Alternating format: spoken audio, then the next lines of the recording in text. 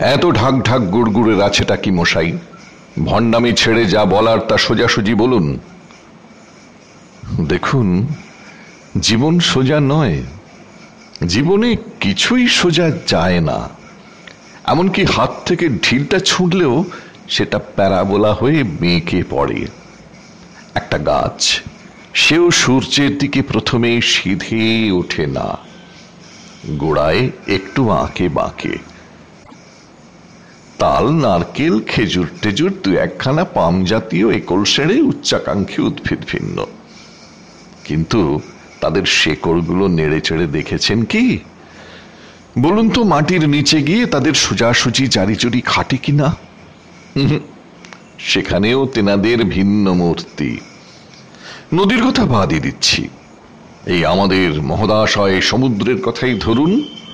একখানা ঢেউ কি সে সিধে পাঠায়? আর এই যে পূজ্যপাদ ও হিমালয়, তার কোনখানটা সোজা মশাই?